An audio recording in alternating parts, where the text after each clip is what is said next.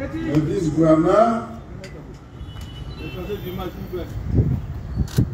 mesdames et messieurs, les collaborateurs du district autonome d'Abidjan,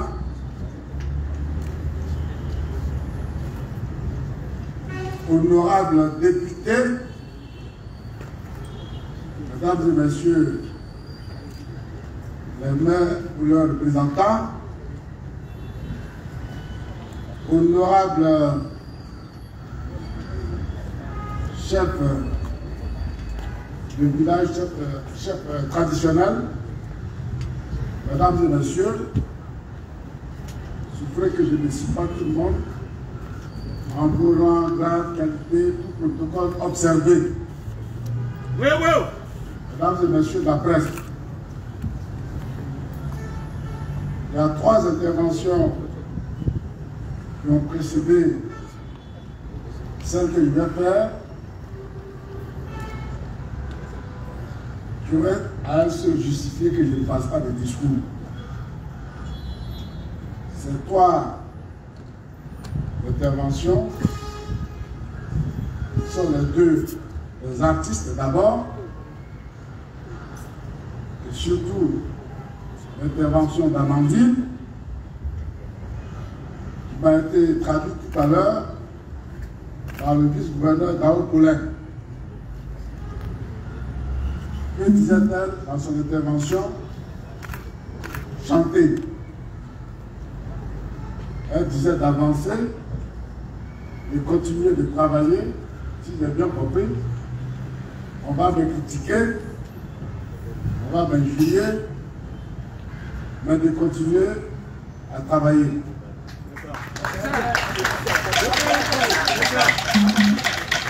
C'est ce qu'elle a dit à Manu. Le porte-parole, votre porte-parole.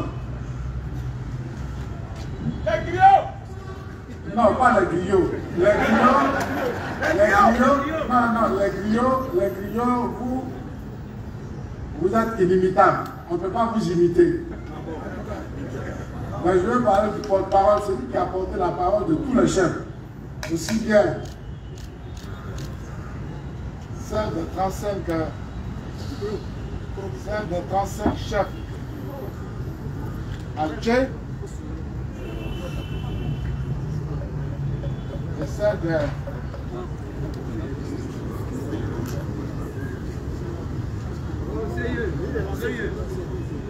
et celle de 60 chefs à Caen. L'intervention de votre porte-parole m'a tellement ému que je me suis demandé, est-ce que, compte du niveau d'éloquence, il fallait que j'intervienne, mais surtout compte tenu du contenu du discours, est-ce qu'il fallait que j'intervienne? Je voudrais vous dire à tous les 3, les 2 artistes et le porte-parole, merci, 1000 fois merci.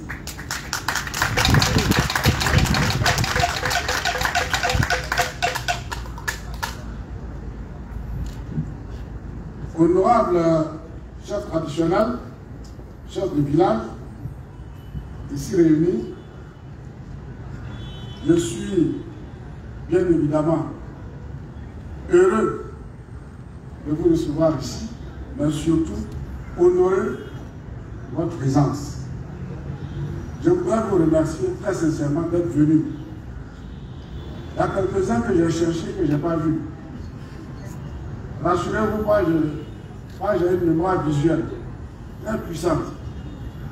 Quand je vous ai vu 1 fois, 2 fois, c'est fini. Et quand j'ai pris votre nom 1 fois, la 2e fois, je vous appelle. Je n'ai pas vu chez Ruben. Depuis là, je le sais, je n'ai pas vu. Qui a applaudi là-bas? Les bâtisseurs! Ah bon? Je n'ai pas vu chez Ruben, d'Agamé village.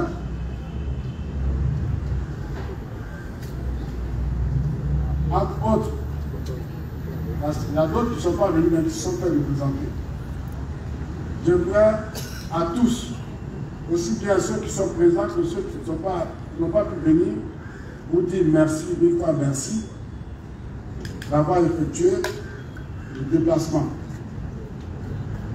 Vous va réunir ici comme une seule entité de langue et de culture à travers la désignation de l'un de vos fils et non de moindre pour porter votre parole, traduit l'esprit de fraternité, de cohésion et d'amour qui existe entre vos deux peuples, le peuple Akan et Aké.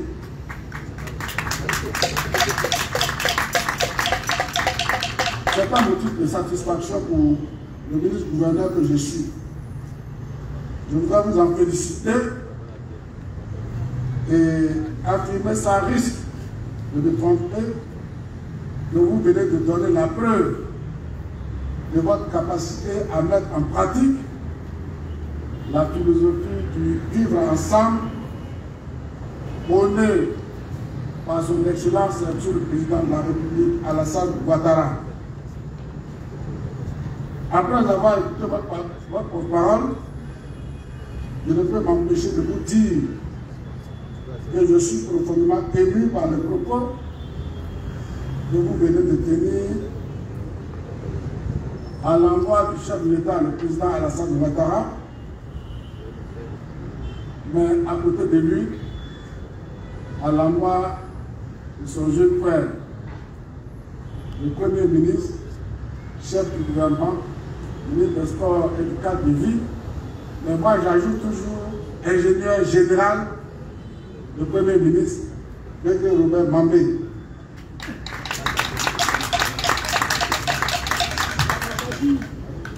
Pour ma part, les propos que vous avez tenus à mon égard, je les prends avec beaucoup d'honneur.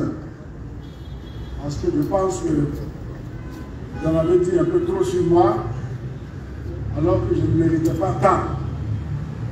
En retour, je tiens à vous exprimer ma profonde gratitude pour tous les mots pleins de sagesse, de reconnaissance et de soutien que vous avez bien voulu m'adresser à moi, mais en réalité, moi je ne suis qu'un point, qu'un passeur, qu'un point de passage que vous avez bien voulu adresser au président de la République et à son Premier ministre, le Premier ministre Degré Mambé. Aussi, voudrais-je vous réaffirmer l'engagement du Premier ministre à être toujours des vôtres, toutes les fois que vous jugerez utile d'avoir recours à ces précieux services, et toutes les fois que son agenda nous permettra d'être présents à nos côtés lors de nos manifestations. Enfin, permettez, honorable chef de village, que je vous transmette les chaleureuses salutations de son Excellence, Monsieur le Président de la République, Alassane Ouattara. Il vous réitère sa haute et particulière attention à veiller sur le respect de vos privilèges, sur le respect de vos privilèges, sur le respect de vos privilèges, les privilèges que vous confère la Constitution de la République de Côte d'Ivoire, puisque votre statut désormais est gravé dans du marbre dans la Constitution de la République de Côte d'Ivoire. Il veut, à travers donc ce statut, vous permettre de jouer effectivement, efficacement, le rôle important qu'il considère que vous jouez dans la société Akan ou dans la société Akan et Aké. Rôle de cohésion sociale, et de stabilité. Honorable chef traditionnel Atchan et Atché, en tant que chef traditionnel, c'est un lieu qu'on va le dire, hein, comme on dit. Vous êtes les garants de nos us et coutumes, les garants de nos valeurs ancestrales, de notre identité culturelle et des liens qui unissent nos différentes communautés dans le district autonome d'Abidjan. Votre influence, je dis, votre importance est inestimable pour maintenir la paix, la solidarité et le respect mutuel au sein de nos villages et de la ville d'Abidjan, notre belle capitale économique. Grâce à vos efforts constants, nos jeunes sont guidés vers des valeurs de tolérance et de respect, éléments indispensables à une société harmonieuse. C'est pourquoi, honorable chef traditionnel, chef du village, dès mon arrivée à la tête du district autonome d'Abidjan, j'ai veillé à ce que vous soyez non seulement écoutés, mais également impliqués dans toutes les décisions importantes concernant les populations dont vous avez la responsabilité.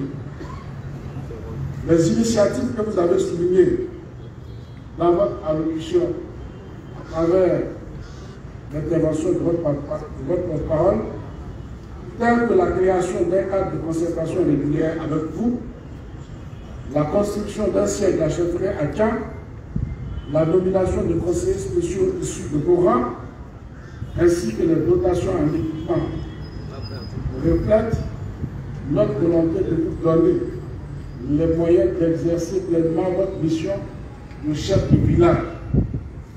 Ce sont les attributs du statut de chef de village. Ce n'est rien d'autre. Ce ne sont pas des moyens pour corrompre. Quand on parle de statut, c'est un mot. Mais il faut donner à ce mot un sens. Il faut donner à ce mot un contenu. Il faut donner à ce mot un corps qu'on peut toucher. Quand on dit statut de chef, ça représente quelque chose qu'on va pouvoir imaginer. Et ce quelque chose, c'est ce que je viens de citer. C'est-à-dire les dotations en équipement, vous permettre de vous déplacer, vous permettre d'appeler, vous permettre de recevoir vos administrés, d'exercer le travail qui vous est confié à travers votre élection. Ce ne sont pas des actions de circonstance, mais un engagement et une volonté ferme et constante de créer les meilleures conditions d'exercice de vos fonctions de chef. Dans le but ultime, le but final de vos fonctions, c'est de contribuer aux côtés de l'administration à l'amélioration des conditions de vie et de travail de nos populations dans le district autonome d'Abidjan. L'État de Côte d'Ivoire, sous la gouvernance et le leadership éclairé du président Alassane Ouattara, reconnaît pleinement votre rôle et a toujours cherché à renforcer la place des chefs coutumiers dans le tissu social et politique de notre pays. Le président de la République est convaincu que le développement d'Abidjan, cette mégapole en pleine transformation sous son leadership, ne peut se réaliser sans l'implication de tous. Sans l'implication de tous. Je dis bien sans l'implication de tous. Surtout sans l'implication des acteurs majeurs que vous êtes. C'est vous dire, cher chef, que je vous ai écouté et je vous ai compris.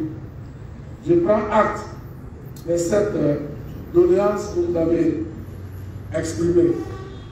En réalité, la remise de dons, il y a quelques dons qui ont été annoncés, ce n'est qu'un simple prétexte parce que nous aurions dû nous rencontrer déjà au moins 2 fois. J'aurais dû déjà faire la visite des différentes zones. La zone Akoué, la zone Agman, Bidjan, la zone Bidjan, la zone Songon, sans parler bien sûr de la zone qui va être créée certainement par nos frères Hakim. J'aurais dû déjà faire ces différentes visites. Malheureusement, il a fallu courir. Il a fallu courir pour faire tout ce que nous avons pu faire jusqu'à présent. Aujourd'hui, donc, je considère que nous faisons un nouveau départ ou bien un départ nouveau. Hein? On va faire plutôt un départ nouveau. C'est-à-dire, on va oublier tout ce qu'on a fait. Hein? On va recommencer. Donc, la rencontre d'aujourd'hui est la première d'une série que nous allons avoir. En tout cas, tant que je serai à la tête du district, tous réunis, tous autant que nous sommes ici, nous allons nous réunir. Quand vous avez dit trimestriellement, je prends acte. Pour l'heure, je peux vous rassurer et vous confirmer que certaines de ces doléances ont connu une suite favorable de la part du président de la République, son Excellence Alassane Ouattara.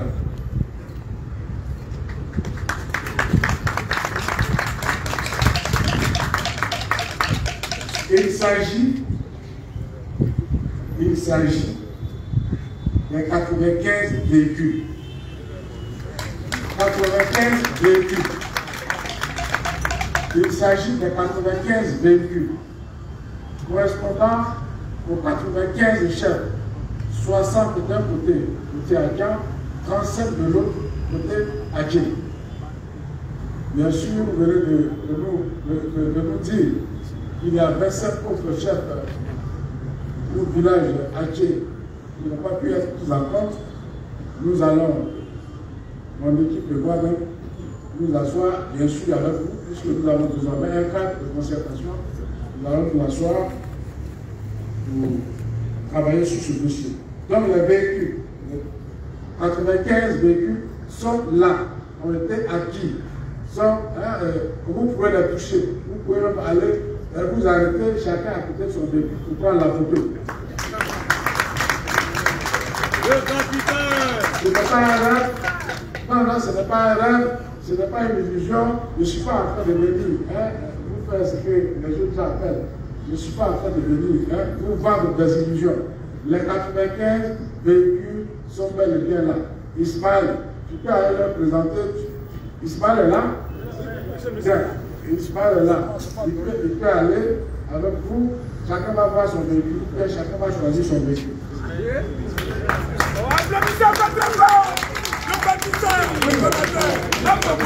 Le voici. Si vous voulez voir vos véhicules, le voici.